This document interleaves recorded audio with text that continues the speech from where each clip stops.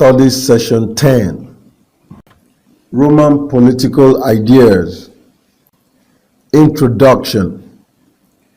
In this study session, you will learn Roman political philosophy which succeeded the Hellenistic society. By so doing, you will examine the philosophy of Cicero, of all the Roman philosophers who lived on the onset of the Roman Empire. Learning outcomes. When you have studied this session, you should be able to 1. Explain the background to Roman philosophy. 2. Identify natural law as the basis of Cicero's concept of human equality. 3. Explain why Cicero described the state as res populi. 4. Explain Cicero's pronouncement that the magistrate is the speaking law. Background to Roman political ideas. Roman philosophy did not change the face of Hellenistic philosophy, but only added certain vigor in the study of law, politics, and morals. Nearly all that is known of Stoicism as it stood at the beginning of the 1st century before Christ has to be gathered from Cicero. His own political treatises, The Republic and the Laws, were written at about the middle of the century and are the best index of political thought at Rome, especially in conservative and aristocratic circles during the last days of the Republic. The moral purpose for which he wrote was to commend the traditional Roman virtue of public service and preeminence of the statesman's career, enlightening and harmonizing this with a tincture of Greek philosophy. His political object was nothing less than to turn back the clock and restore the republican constitution to the form that it had before the revolutionary tribute of Tiberius Gracchus. Cicero's concept of natural law and human equality. Cicero lacked the originality to strike out a new theory for himself in line with Roman experience and in defiance of his Greek sources. Cicero's true importance in the history of philosophical thought lies in the fact that he gave to the Stoic doctrine of natural law a statement in which it was universally known throughout Western Europe from his own day down to the 19th century. From him, it passed to the Roman lawyers and not less to the fathers of the church. Natural law. For him, as for all his contemporaries, the law of nature stands above human law and sets certain unchangeable standards of right. It is the observance of this law that distinguishes the term state from mere effective violence. There is, of course, no way to make the sovereign legally liable for violating the law of nature. Still, natural law does impose real disabilities on him.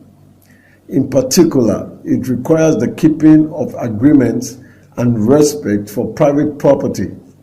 The sovereign's agreements may involve political obligations towards its subjects or toward other sovereigns. According to him, there is, in fact, a true law, namely, right reason, which is in accordance with nature, applies to all men, and is unchangeable and eternal. By its commands, this law summons men to the performance of their duties. By its prohibitions, it restrains them from doing wrong. But there will be one law, eternal and unchangeable, binding at all times upon all peoples, and there will be common master and ruler of men, namely God who authored these laws. Human equality. In the light of this eternal law, all men are equal. They are not equal in learning, but in reason, in their underlying psychological makeup, and in their general attitude towards what they believe to be honorable or base. All men are alike. All men and all races of men possess the same capacity for experience and for the same kinds of experience, and all are equally capable of discriminating between right and wrong. Cicero infers that because all men are subject to one law and so are fellow citizens, they must be in some sense equal. What is asserted is that some measure of human dignity and respect is due to every man. He is inside and not outside the great human brotherhood. 10.3. State as res populi, affairs of the people. The political deductions which Cicero draws from this ethical axiom is that a state cannot exist permanently, or at least cannot exist in any but a crippled condition, unless it depends upon and acknowledges and gives effect to the consciousness of mutual obligations and the mutual recognition of rights that bind its citizens together. The state is a moral community, a group of persons who in common possess the state and its law. For this reason, he calls the state the res populi or res publica, the affair of the people, which is practically equivalent in meaning to the older English use of the word commonwealth. This is the ground for Cicero's arguments against the Epicureans and skeptics that justice is an intrinsic good. Unless the state is a community for ethical purposes and unless it is held together by moral ties, it is nothing, as Augustine said later, except highway robbery on a large scale. The state then is a corporate body, membership in which the common possession of all its citizens. It exists to supply its members with the advantages of mutual aid and just government. Three consequences follow.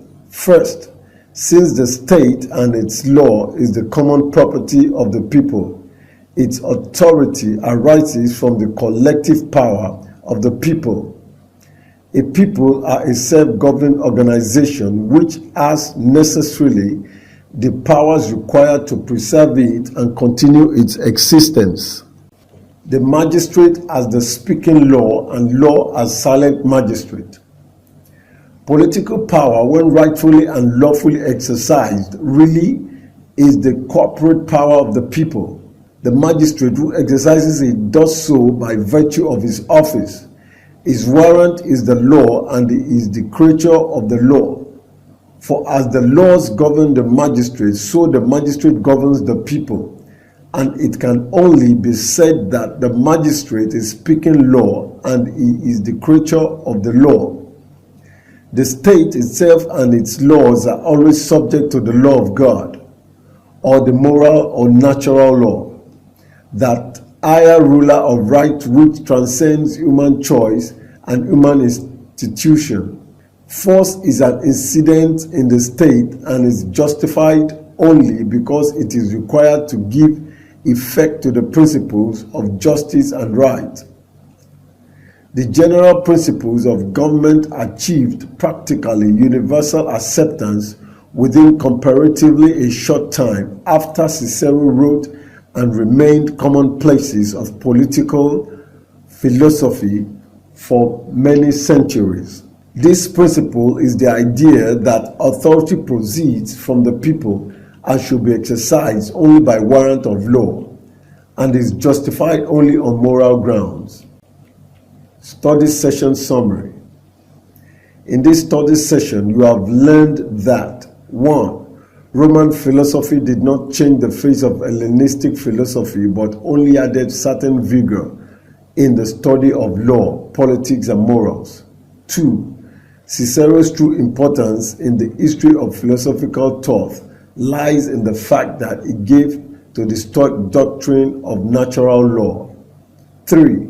Because all men are subject to one law and so are fellow citizens, they must be in some sense equal. 4. Some measures of human dignity and respect is due to every man. He is inside and not outside the great human brotherhood. 5. The state is a moral community, a group of persons who in common possess the state and its law. 6. For as the laws govern the magistrate, so the magistrate governs the people, and it can truly be said that the magistrate is speaking law. End of study session 10. Thank you for listening.